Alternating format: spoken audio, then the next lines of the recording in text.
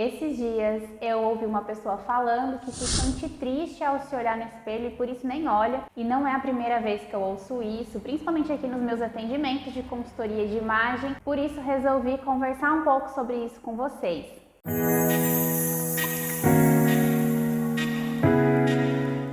Vários motivos podem levar uma pessoa a ter esse sentimento, inclusive situações de doenças psíquicas ou emocionais, mas é óbvio que não é o meu papel falar sobre isso. Então aqui eu vou falar um pouco sobre a sua relação com a autoimagem e como ela pode influenciar nessa sensação e até, quem sabe, mudar um pouco esse cenário. Eu já ouvi várias propagandas de consultoria de imagem falando que a gente devolve a sua autoestima ou a sua autoconfiança com a consultoria. E eu sinto em lhe informar que isso não é verdade. As questões emocionais não são solucionadas com a consultoria de imagem.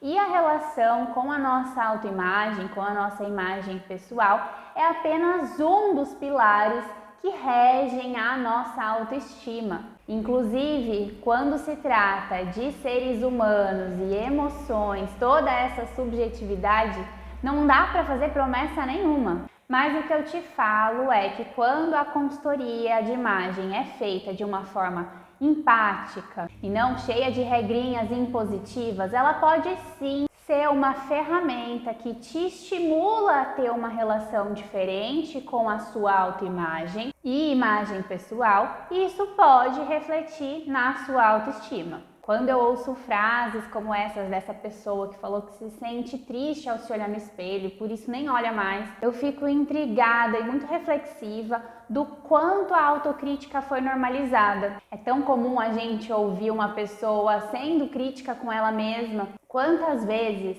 ao receber um elogio, você não devolveu com uma depreciação? Às vezes você pode ter se pegado aí recebendo um elogio de uma blusinha e você já fala: ai, foi R$10, ai, tá tão velha, olha, tem um furo aqui. Ou quando fazem um elogio falando que você tá bonita, você logo responde: ai menina, tô acabada. Talvez a gente tenha seguido com esse tipo de comportamento de forma automática, porque foi o jeito que a gente aprendeu aí a viver a vida.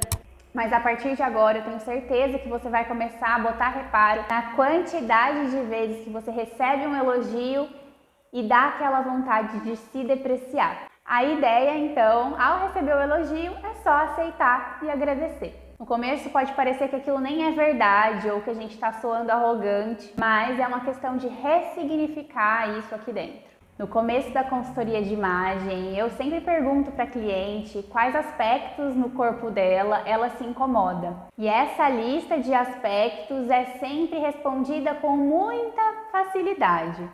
Mas logo depois eu pergunto quais aspectos ela gosta e admira no corpo dela. E na maioria das vezes as pessoas respondem com muita dificuldade, às vezes não respondem. E às vezes a resposta também vem acompanhada de certo constrangimento.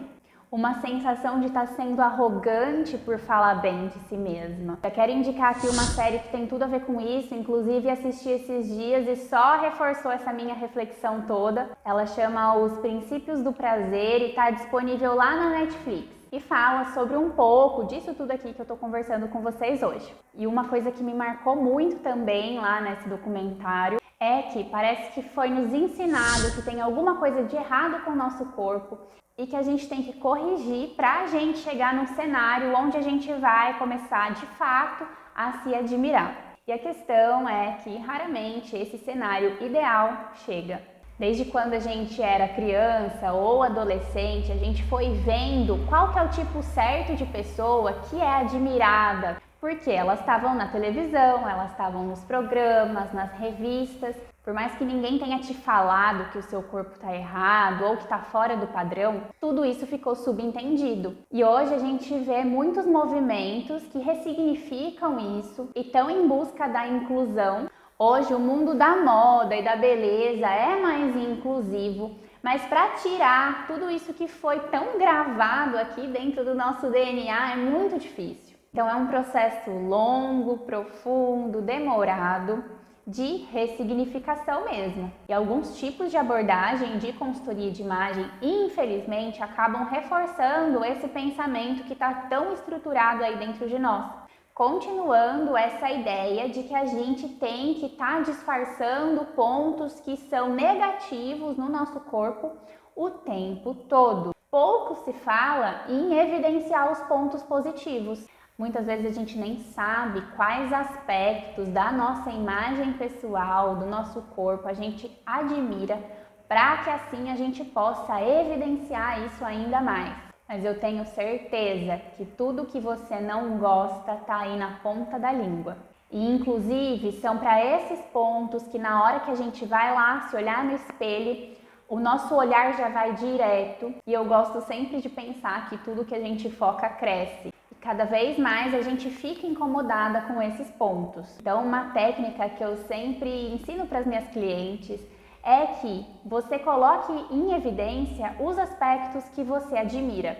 E se você ainda não sabe o que você admira, tenta se propor a investigar isso, se olhando mais no espelho, vira, revira, com roupa, sem roupa, faz tentativas aí de combinação de cor, experimenta, igual quando a gente era adolescente mesmo. No meio do caminho, a gente pode descobrir coisas ótimas.